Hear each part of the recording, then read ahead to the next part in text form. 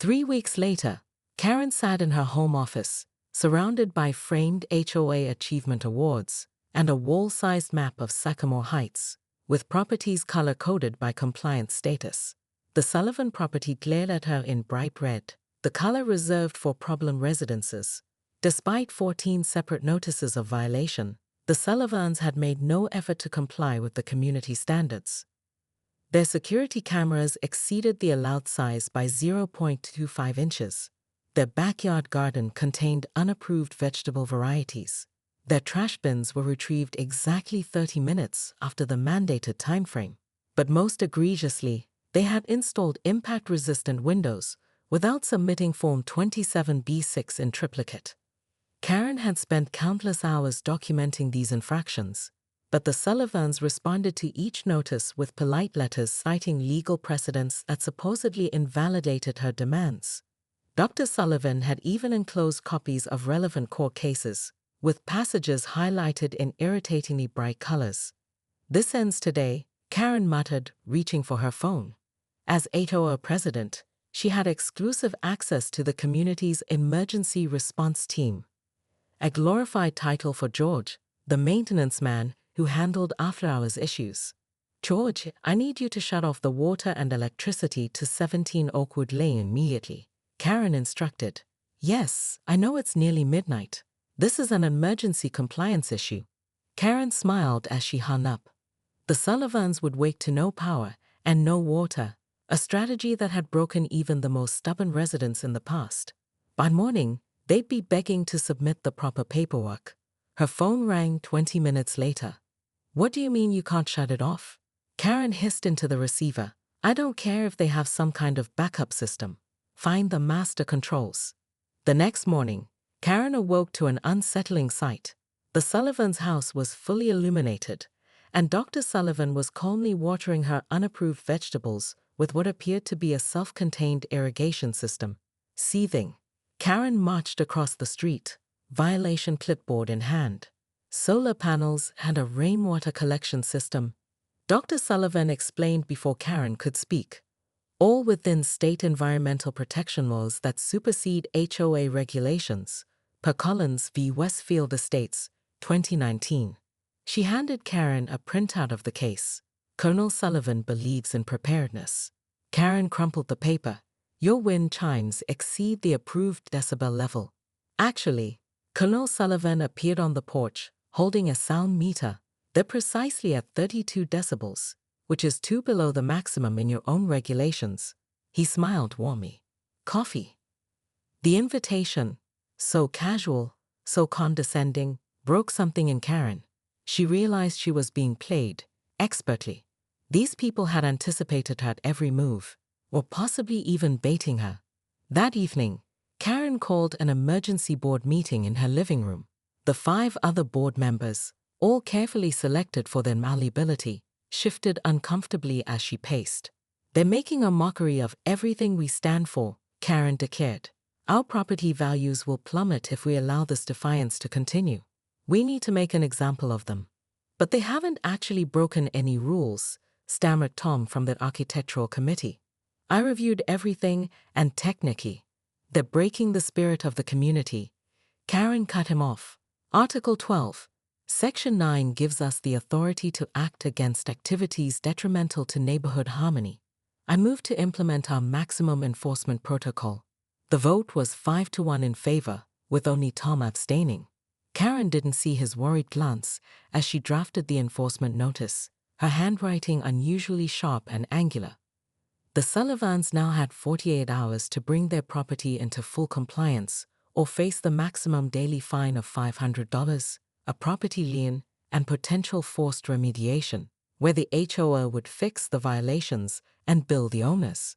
What Karen didn't know as she slid the official notice into the Sullivans' mailbox was that her actions had just crossed the line from HOA enforcement into something far more serious. 6 months later, Karen Whitfield stood nervously at the edge of Sycamore Heights Community Park, clutching a plate of homemade cookies.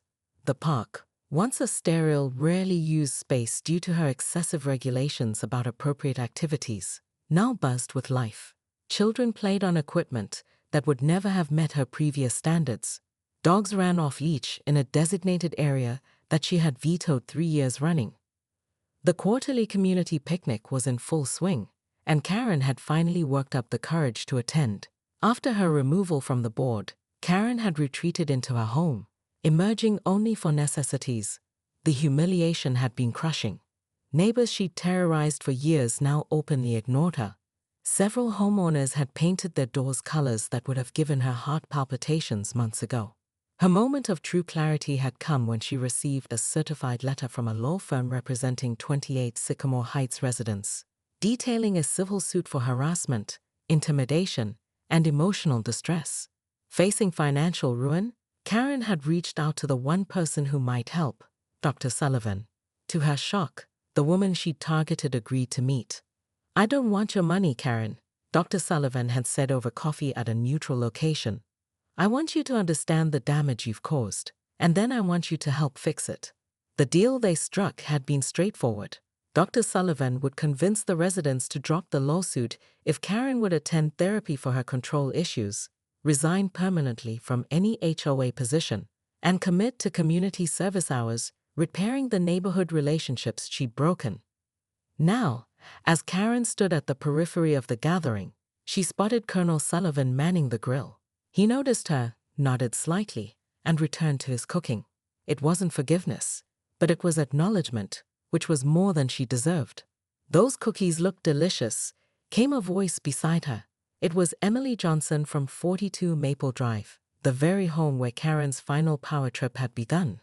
"They're just chocolate chip," Karen replied softly. "Nothing special. Chocolate chip happens to be my favorite," Emily said. "Would you like to join us? We have a free spot at our table." Karen followed Emily to a picnic table where several families were gathered, including the Garcias with their now multiple bird feeders. The conversation dimmed momentarily as she sat down, then cautiously resumed. "We were just discussing plans for the fall festival," Tom explained. He had remained on the board after Karen's ousting, and now served as a liaison between the reformed HOA and the community at large. "The Sullivans suggested we use their backyard, since it backs up to the forest. Perfect for a haunted trail." "That sounds fun," Karen ventured, suddenly conscious of how rarely she had used that word in recent years. Gradually, the conversation flowed around and eventually included her. Karen mostly listened, occasionally offering a tentative comment or suggestion. Nobody brought up the past, though it hung in the air like a fading perfume, noticeable but increasingly less potent. As the afternoon progressed, Karen found herself volunteering to help with fall festival decorations. Her organizational skills, once wielded like weapons, could actually be useful when applied constructively. Walking home later, Karen paused outside her house. Her lawn, once a showcase of rigid perfection, had developed character. Wildflowers now bordered her walkway, a gift from Dr. Sullivan, who had suggested gardening as therapy. They weren't symmetrical or perfectly arranged, but they were vibrant and alive. Karen's phone buzzed with a text from her therapist, confirming their appointment tomorrow. They would be discussing her progress and setting new goals for community integration.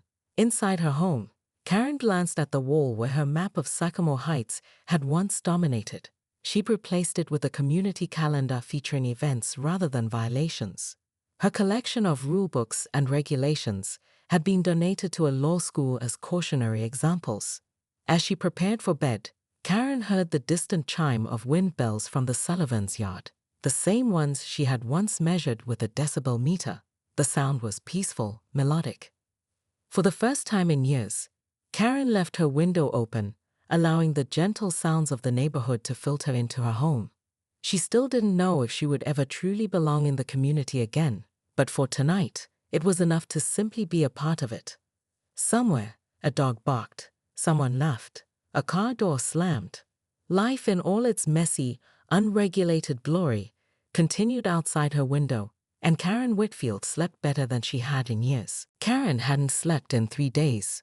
Dark circles ringed her eyes as she sat in her car across from the Sullivan residence, documenting their comings and goings in a leather-bound notebook.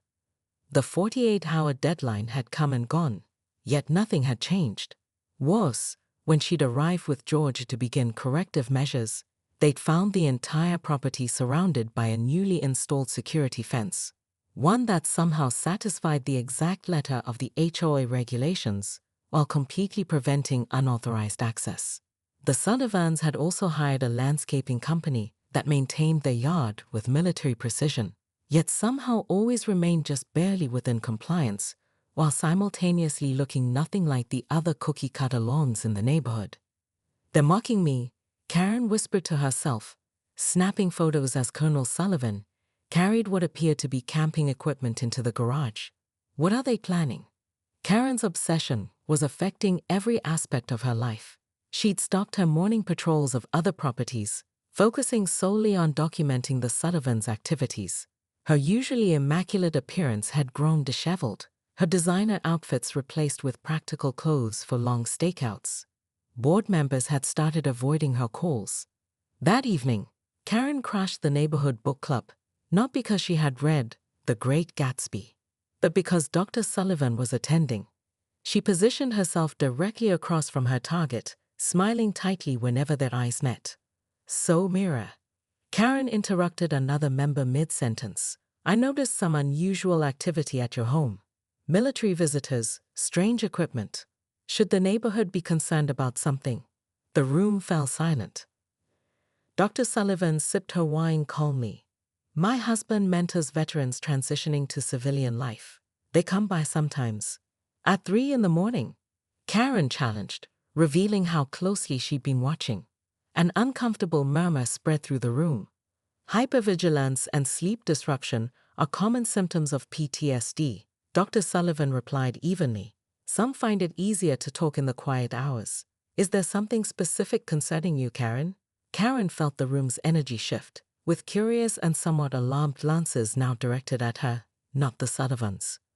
"Just doing my duty to protect the community," she mumbled, retreating into silence for the remainder of the evening. The next morning, Karen found a business card on her doorstep for a therapist specializing in obsessive disorders. The rage that filled her was all-consuming.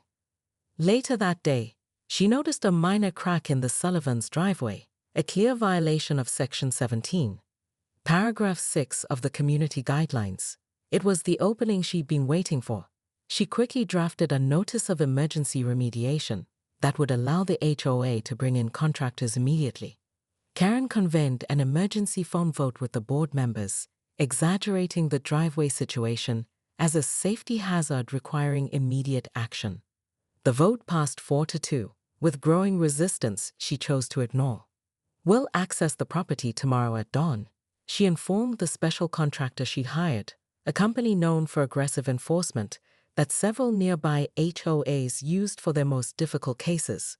"Bring whatever equipment you need to replace the driveway completely. Maximum disruption." That night, Karen could barely contain her excitement as she prepared the paperwork that would bill the Sullivans over $15,000 for the unsolicited driveway replacement. She drafted a press release for the community newsletter, highlighting the HOA's swift action against rule breakers. What Karen didn't realize was that her increasingly erratic behavior had not gone unnoticed. Several concerned residents had been documenting her surveillance activities, and Tom from the Architectural Committee had been quietly consulting with a lawyer about the legality of the board's recent actions. As she finalized her plans for the dawn raid, Karen remained oblivious to the fact that she had become precisely what she claimed to be fighting against: a threat to the peace and safety of the community. The sound of Vivaldi's Four Seasons blared from Karen Whitfield's Mercedes at precisely 6:30 a.m. as she performed her morning ritual, patrolling Sycamore Heights with a ruler in hand and violation notices tucked neatly in her designer handbag. Her perfectly highlighted bob didn't move an inch as she crouched down to measure the grass at 42 Maple Drive, 2 3/4 inches. A smirk spread across her face as she scribbled furiously on her pink notepad. This would be violation notice number 4 for the Johnsons, which meant the Homeowners Association could now implement corrective measures. As president of the Sycamore Heights HOA, Karen had transformed the once friendly suburban community into her personal fiefdom. The residents called her the dictator of domesticity behind her back, but never to her face. Those who dared challenge her authority found themselves buried in legal notices, unexpected special assessments, or mysteriously unable to use community amenities due to scheduled maintenance. Garbage bins visible from the street, unapproved wind chimes, and Karen gasped dramatically as she spotted a bird feeder hanging from a tree in the Garcia family's front yard. Wildlife attractants. She nearly sprinted across the perfectly manicured lawn, her measuring tape extending like a weapon. What Karen didn't notice was the moving truck pulling up at 17 Oakwood Lane, the long vacant corner property that backed up to the community forest. The house had been empty for over a year after Karen had driven out the previous owners for the unforgivable sin of painting their front door autumn russet instead of the approved harvest auburn. "Excuse me," a deep voice called from across the street. "Can you tell me where I might find the HOA president?" Karen spun around, her eyes landing on a tall man with military short hair standing beside a woman who was directing movers. The notion of new residents who hadn't been properly vetted by the HOA Residency Approval Committee sent a shock through Karen's system. "I am Karen Whitfield, president of the Sycamore Heights HOA," she announced, approaching with her hand extended, clipboard tucked professionally under her arm. "And you are Colonel James Sullivan, retired. This is my wife, Dr. Mira Sullivan. We just closed on number 17 yesterday." Karen's smile froze. She hadn't approved any sale. Her connections at the local real estate agencies always informed her of potential buyers, so she could perform her unofficial background checks. "There must be some mistake," Karen said, her voice tight. "All property transfers require HOA approval, and I don't recall signing off on anything for number 17. The colonel's wife stepped forward, sunglasses hiding her eyes. "Actually, that policy was ruled unenforceable in the Jenkins v. Sycamore Heights HOA case last year. Your lawyer should have informed you." She smiled sweetly. "I'm a real estate attorney, specialized in HOA overreach cases." Karen felt the ground shift beneath her goxy loafers. No one had ever challenged her knowledge of HOA regulations before. This would not stand. "Well," Karen recovered quickly, "welcome to the neighborhood. You'll be receiving our welcome packet with all 342 community guidelines. I'm sure you'll find everything in order at the property." Her question carried the weight of a threat. "Almost," the colonel replied easily. "Just some minor renovations needed. Security upgrades, maybe." Karen's eyes narrowed. Security upgrades weren't on the approved modification list. "We'll be submitting the proper forms," Dr. Sullivan added, her smile never wavering. As Karen walked away, she made a mental note to fast-track a new security system regulation at the next board meeting. No one moved into her kingdom without proper vetting. No one. At precisely 3 a.m., Karen met the enforcement contractor at the community entrance. 2 large trucks loaded with equipment and a team of 6 men awaited her instructions. She'd chosen this hour deliberately. The Sullivans would be asleep, unable to interfere with the operation. "Remember, complete removal and replacement of the driveway," Karen instructed, her voice quivering with anticipation. "And if any of the unapproved landscaping gets damaged in the process, well, that's just unfortunate." As their convoy approached 17 Oakwood Lane, Karen's heart raced. This would teach them, and everyone else in Sycamore Heights, the cost of defying her authority. The moment the trucks pulled up to the Sullivans' property, floodlights activated, bathing the entire street in bright white light. Karen shielded her eyes, momentarily blinded. "Attention!" Colonel Sullivan's voice boomed from hidden speakers. "You are attempting to illegally access private property. This entire interaction is being recorded." Karen froze as she realized the street was now illuminated like daylight. Curtains twitched in neighboring houses as residents awakened by the commotion peered outside. To her horror, several neighbors had emerged from their homes and were recording the scene on their phones. "Proceed as planned," Karen hissed to the contractor, who hesitated, looking increasingly uncomfortable. Dr. Sullivan emerged from the house, dressed impeccably despite the hour, holding a thick folder. "Karen Whitfield, as of yesterday at 4:30 p.m., You are no longer authorized to represent the Sycamore Heights HOA in any capacity. She handed Karen a document bearing the signatures of all 6 board members. This is preposterous, Karen sputtered. They can't. You can't. An emergency board meeting was convened yesterday following multiple reports of harassment, stalking, and abuse of power. Dr. Sullivan continued calmly. This restraining order prohibits you from coming within 100 feet of our property. A police car turned into the street, its lights flashing but siren silent. You've been planning this from the beginning, Karen accused, her voice rising hysterically. You moved here to destroy everything I've built. We moved here because we loved the property, Colonel Sullivan replied, joining his wife. The previous owners, who happened to be my wife's cousins, told us about their experience. We simply came prepared. Karen's world collapsed around her as she watched the contractor apologize to the Sullivans and begin packing up their equipment. The police officer approached, asking for statements from all involved.